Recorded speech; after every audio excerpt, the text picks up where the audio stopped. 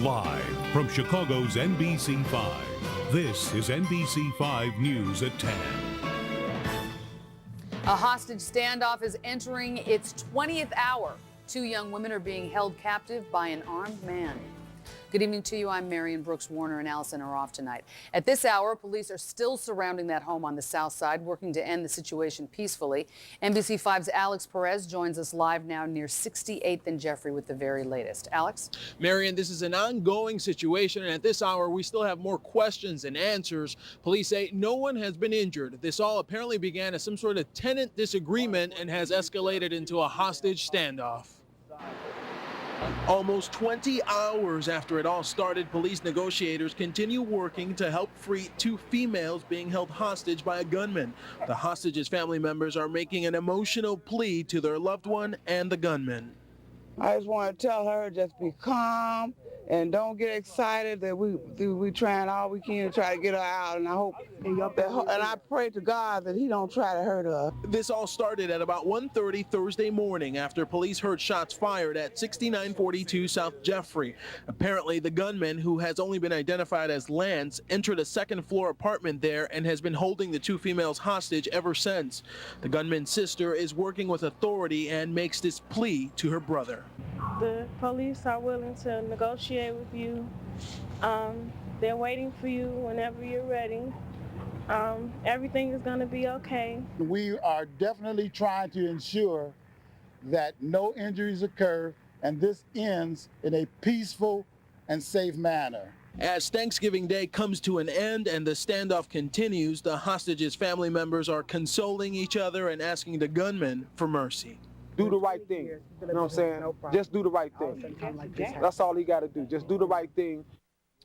Now, those family members have spent most of the day here, most of their Thanksgiving Day here on the scene, praying for a resolution, a peaceful resolution to this situation. Now, Superintendent Phil Klein will be here within the next few minutes to provide an update, and we'll bring you that update as soon as we get it. Reporting live on the South Side, Alex Perez, NBC 5 News. Yeah, we see him right behind you. We look forward to hearing what he has to say. Thank you so much, Alex.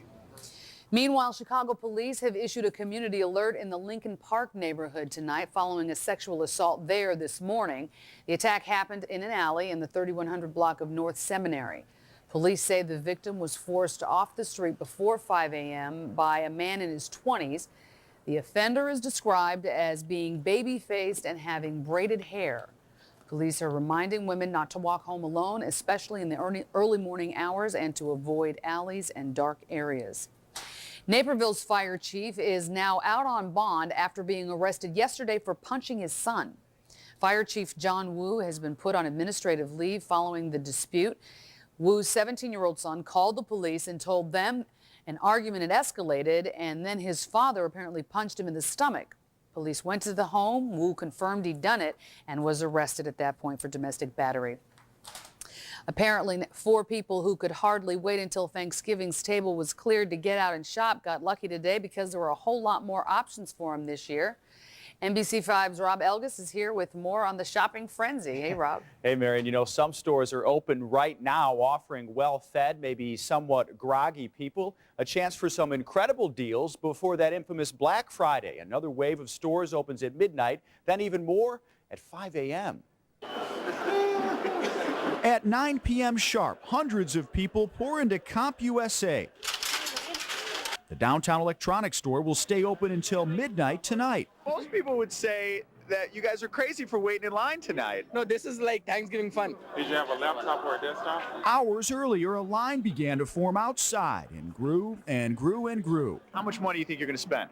Around $300. I can start now, and tomorrow I can go to the other stores. CompUSA joins dozens of other stores nationwide ignoring Black Friday, opening up on Thanksgiving night instead. Good news for eager shoppers who are ready for a weekend of shopping madness. You'll be sound asleep when everybody's up at 5 in the morning. Yeah, and truly speaking, I will be half asleep when I will be choosing the product. So I won't be sure whether I will be choosing the right thing or not. Last year I got up at 2:30 and got in line, and there were about 300 people in front of me at that point, and the store didn't open until 6 o'clock. Wow. So this is... Retail experts estimate more than 130 million Americans will shop over this holiday weekend. Tomorrow, it's likely 63 million will be getting a head start like some of those folks, Marion. Wow, that's a lot of folks. Yeah. I'm staying away. All right, thanks a lot. Well, those of you living in the far north suburbs may actually see more Wisconsin shoppers this holiday weekend. Walmart sent out Black Friday flyers that advertise some products a lot cheaper in Illinois. For example, a plasma TV that will sell for $1,164 in Wisconsin will be $988 in Illinois. Walmart has not commented on why there is a difference.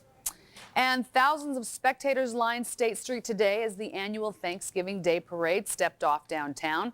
Balloons, floats, bands, one spectacular performance after another. Even some four-legged creatures got into the act. Of course, there's another big holiday, as we all know, just around the corner. Happy Thanksgiving! Merry Christmas! I love Channel 5. How are you? NBC in Chicago, the big peacock. We love when Santa plugs us.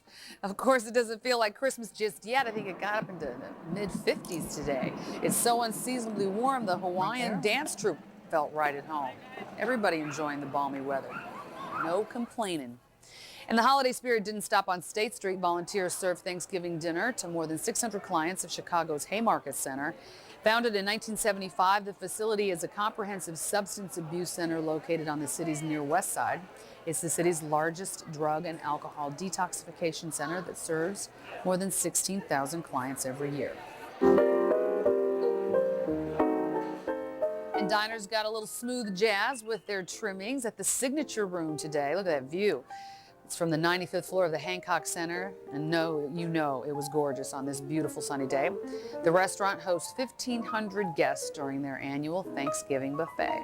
And another annual Chicago holiday tradition kicked off at Daly Plaza today. The Chris Kindle Market opened to the public, bringing a German Christmas tradition of gifts, food, and music to the city during the holidays. Tomorrow, the plaza will also be the scene of the city's Christmas tree lighting ceremony.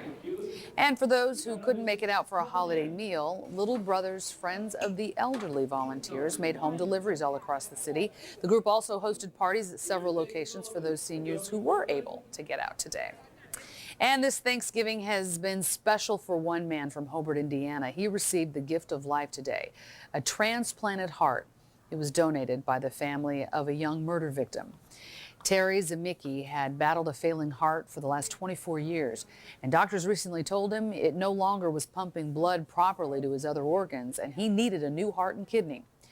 Those organs came from Antoine Dotson, a father of 8, who was shot to death in his Humboldt Park home. The call came on Thursday afternoon at 2:43, and I dropped the phone. The family that donated these organs really gave us a blessing today, and I hope they have a happy Thanksgiving also. They had quite a few blessings because that murder victim's other organs went to his grandmother, a minister, and a third Chicagoan who did not want to be identified. So he saved a lot of lives. In other news tonight, Chicago native and legendary jazz vocalist Anita O'Day has passed away. O'Day's renditions of jazz standards like Sweet Georgia Brown launched her into fame in the 1940s and 50s. O'Day died in her sleep early this morning at the age of 87. Her longtime manager recently filmed a documentary about her life, and it's due out next year. It should be a good one. And still ahead on the NBC 5 News, as U.S. troops mark this holiday in Iraq, this day is marred with a fierce round of violence. A former spy involved in a high-stakes investigation dies tonight. We'll have the latest on what may have killed him. And a daring escape 40 feet above Times Square. We'll show you magician David Blaine's latest trick. We have an update for you now on our top story, the hostage standoff in the South Side. NBC 5's Alex Perez joins us live near 68th and Jeffrey with more. Alex? Well, Marion, as you know, this is a developing situation, been going on all day. Actually started at about 1:30 Thursday. Apparently a gunman broke into a second-floor apartment and has been holding two women hostage there ever since. Now, negotiators have been on the scene all day, and Chicago Police Superintendent Phil Klein provided us with a brief update just a few seconds ago. Here's what he had to say. What we're asking now is for the hostage taker just to give up peacefully, and I can guarantee him that he won't be hurt, none of the hostages will be hurt. and we want to end this, resolve this thing with no one being hurt at all. That's the most important thing right now. Superintendent, what kind of demands has he made? I'm not going to discuss anything, but like I said, all I can tell you is that no one's been hurt. This thing started when some officers responded to a call of shots fired. No one was hurt during that. No one's been hurt since then. So we're just asking the individual that's got the 2 hostages in there to please let's end this and just let us know, put down his guns, let the girls go, and we'll be fine. There's some confusion about the number of hostages. Relatives of one of the hostages saying there's only one person in there. You're saying 2. Yeah, our information is there's 2, and our negotiators have talked both to him and to the individuals inside there. And there again, I can't stress enough, no one's been hurt yet, so we want to end this thing peacefully. So just some very basic information there. You heard from Superintendent Phil Klein. The standoff continues. No one has been injured. A man holed up in a second-floor apartment holding 2 females hostage. This is now entering its 20th hour. Obviously, Marion, there's still a developing story, and we'll continue to follow it and bring you updates as they become available. We're live on the South Side. Alex Perez, NBC 5 News. No doubt a very tense situation. Thanks for that update. In Baghdad, a curfew tonight after an unusually deadly day on the streets. 5 car bombings have killed more than 160 people. Iraqi authorities have shut down the airport and docks, cutting off the country's main outlet to the Persian Gulf. And the deadly surge of sectarian violence has prompted appeals for calm and a condemnation from the White House. All of this as U.S. troops in Iraq observe Thanksgiving Day. NBC's Kristen Dahlgren reports. Police say it appeared to be a coordinated attack. A series of suicide blasts in Baghdad's Shiite slum of Sadr City. At least 157 were killed, more than 230 wounded. It's being called one of the deadliest days since the war began in 2003, spurring the Iraqi government to impose an indefinite curfew in the capital city. For American troops on the ground, it meant another day at war. It doesn't really feel like Thanksgiving, you know. You just know it is. Just another day of the year. They tried to make the most of a Thanksgiving feast, but an extra place was always set in memory of those who have died here. For some, there is something to be thankful for. Their time here is almost up. It's our last meal in Iraq. That's all it means. For others, this is the day they finally made it home. Troops were greeted with cheers and tears as they stepped off the plane in Dallas. I do give thanks to each and every one of them. And the president also took time to say thanks today, calling members of the military stationed around the world, men and women in the danger zone, thousands of miles from home, but close in many hearts today. Happy Thanksgiving. Kristen Dahlgren, NBC News. And one of those phone calls that President Bush made today was to a Marine from suburban Arlington Heights. Corporal Steve Lanham Jr., who goes by the name Mike, received a call from President Bush around 7 a.m. The president thanked him for his service and asked him to pass on a hello to his mom and dad. Former Russian spy Alexander Litvinenko has died in a London hospital. Litvinenko was thought to have been poisoned in London 3 weeks ago and reportedly suffered a heart attack overnight. Litvinenko claimed that he was poisoned by the Russian government. He was investigating the murder of a famous Russian journalist who was critical of the Kremlin. Up next, we'll take a look at the traditional Macy's parade in New York City. Bad weather almost grounded the floats, but the parade went on with just a few minor adjustments. Plus, some good news for those of you who like those holiday-flavored coffee drinks.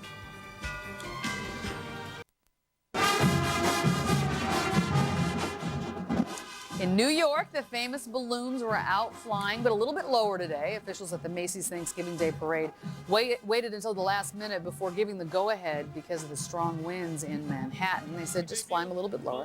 The helium-filled balloons were grounded once, though, in 1973, and that's the only time that's happened during the parade's 80-year history. The most elaborate show on Broadway also features 33 floats and nearly 10,000 people participated, and millions watched. Coffee lovers out there, you'll be getting more holiday flavors with your caffeine jolt this year. You know, the specialty coffee makers are rolling out those once-a-year drink concoctions like eggnog or gingerbread lattes. They're only around for a limited time, which may be a good thing because they have a heck of a lot of calories. And magician David Blaine has done it again, escaping from being strapped into a gyroscope suspended above New York City's Times Square. With a crowd watching beneath him, Blaine shed his shackles and jumped to safety after 3 days of captivity. He's got a stunt for every day, I tell you. But this particular stunt allows him to escort 100 families chosen by the Salvation Army on a $500 shopping spree at Target tomorrow. Blaine says the Salvation Army provided him with clothing when he was a child, which is a nice way for Blaine to give back. And here's tomorrow's headlines in the Chicago Sun-Times. A shopping survival guide, how to make the most of your time when you brave the crowds to buy your gifts. Plus, a look at class size in Chicago schools and how it can affect your child's learning, and how Chicago compares to other large cities. Also, how a growing number of people are avoiding the crowds and high prices when they fly during the Thanksgiving holiday. But there's a catch. You can read all about it in tomorrow's Sun-Times. Brant Miller, my husband flew in yesterday, though, and he said that it wasn't bad at the airports. Maybe people are getting the message. I don't know. We're starting to figure out how to do this and get through everything. What a night tonight. I walked all the way up to the John Hancock Center and back toward NBC Tower, and it's been perfect. A lot of people on the sidewalk. Look at these temperatures. Naperville, 46 degrees, 31 dew point. Temperatures will fall into the middle 30s tonight. And the hourly airport readings, we've got cloud cover over northeast Illinois and parts of Wisconsin. So that's kept us in the 40s many places. 43 at Waukegan, 41 at O'Hare, 46 at Midway Airport. A couple of 30s out in Aurora and a little further south and west. Here's what's happening as far as the high today, 58 degrees. The average for this day, 43, record of 69. Very unusual weather, and this pattern is still set up with a block here. We've got storm system sitting off the Pacific Northwest coast, and as we slide over toward the East Coast, that system that caused all the travel delays on the East Coast has lifted into New England. It's still there, though, if your travel plans are taking you back toward New England. And for us, once again, some high thin clouds are spilling into Illinois. We'll see those overnight tonight. Tomorrow, in and out of the clouds, partly cloudy conditions. Stormcast, our computer model, we set it in motion to give you an idea of how long this lucky pattern holds out. And there is a chance we may see some rain showers up across Wisconsin as we get into the weekend. Cloud cover certainly a little thicker. Sunday, you can see some showers across Iowa into Wisconsin. It appears that we stay dry on Sunday. It won't be until Monday that we'll experience some of those showers here. 35 tonight. Tomorrow's high temperature, 57. So we stay in the mild air. Partly cloudy overnight. Southeast winds tomorrow, 57 with partly cloudy skies. Winds south around 10. Here's the Weather Plus 5-day forecast. All those 50s keep coming toward us. Over the weekend, a little more cloud cover, middle 50s. Monday, a chance of showers. Tuesday, a chance of showers. By Thursday, we may be into the 30s for high temperatures. So I don't want to think about that. Savor this while you can. Yeah. Weather Plus, high definition television, cable, and NBC5.com. Now, Brant's weather photo, sponsored by U.S. Cellular. Snapdragons in full bloom in New Lenox. Who captured that? Isn't that amazing? You can see everything else is dead over the right-hand side of the screen. though. You wait till next Thursday. No, you hang in there. Mr. Squirrel, I'd like just a little bit of the dressing, please. And put that on a plate for me in the backyard. Thanks, Vicki, for sending that picture. Finally, a sunrise in Ottawa. Isn't that? That's gorgeous. Is that one going in the Sun-Times? That'll be in the Sun-Times tomorrow. That's a pretty one. Brant.miller@NBC.com. Take the pictures, and we'll do it again tomorrow night at 10. Sounds good. Love these 50s. All right, sports is next. 3 big games in the NFL today. Mike Edeley has it all for you. Mikey? Marion, Thanksgiving and football go hand in hand, and there was certainly plenty of it to go with your turkey. Among those flying high, the Dallas Cowboys, who became rejuvenated since installing an Eastern Illinois graduate at quarterback. Highlights just ahead.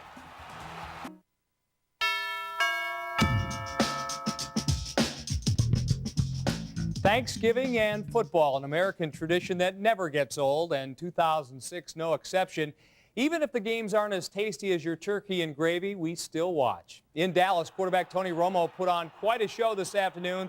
The former Eastern Illinois star threw for a career-high 5 touchdown passes, the final one to Terrell Owens, who does the right thing, depositing the football in the Salvation Army bucket. 38-10 the final. How about those Cowboys? I just think it's a testament to the guys we have on our team. You know, the guys up front played great today, and you know, we just got great talent out there on both sides of the ball, and you know, we're starting to come together as a team, and I think it showed a little bit today. Meanwhile, fans at Ford Field treated to a pumpkin pie eating contest. No silverware required, But that was as good as it got for Detroit fans as Joey Harrington, now a Dolphin, gave his former teammates a real pie in the face. 3 touchdown passes, 2 of them to former Bears wide receiver Marty Booker.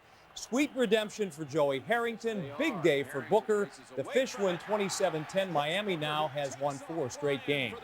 Tonight it was the Chiefs and Broncos locking horns in Kansas City, and Denver just could not contain running back Larry Johnson. This 1-yard TD gave the Chiefs a 10-0 lead. Johnson 157 yards on the ground. Chiefs win 19-10. Kansas City and Denver now tied at 7-5 in the AFC West standings. And yes, there was basketball on this Turkey Day. Southern Illinois taking Arkansas in the Old Spice Classic. This one goes down to the wire. SIU's Jamal Tadium misses the first free throw with 7.4 seconds left, makes the second one, tying the game at 53.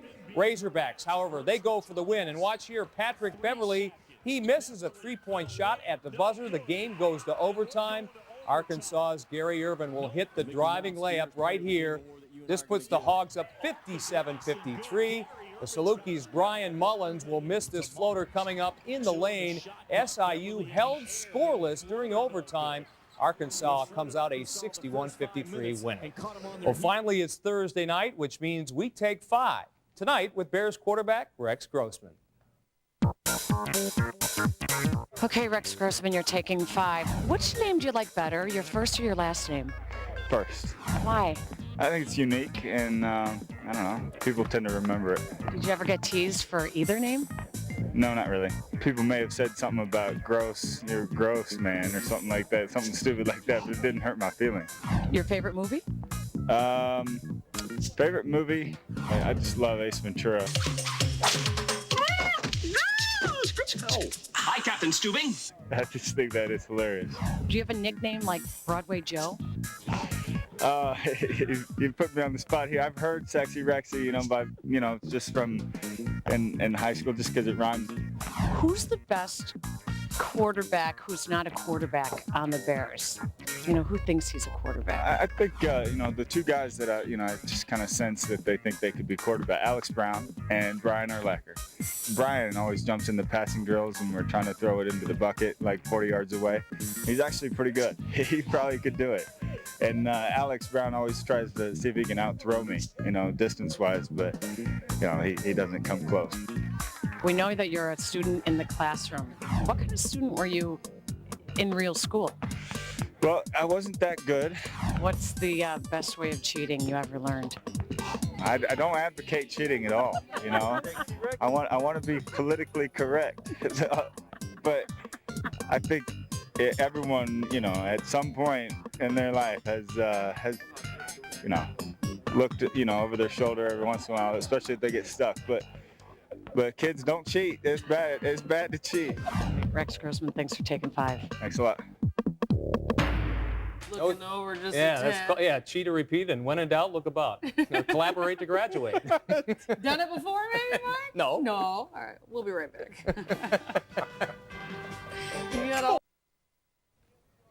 Finally tonight, the question of how elephants celebrate Thanksgiving probably didn't come up at your dinner table tonight, but just in case you're wondering, here's a look. The Ringling Brothers Circus Pachyderms in Tampa, Florida got a treat of 90 pumpkins and then finished it off with some smashing pumpkin pie. Oh.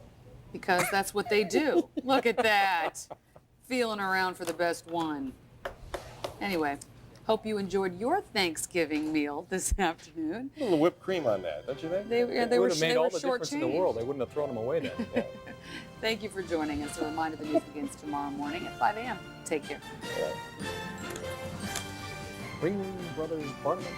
NBC 5 News is online all the time. Click on NBC5.com.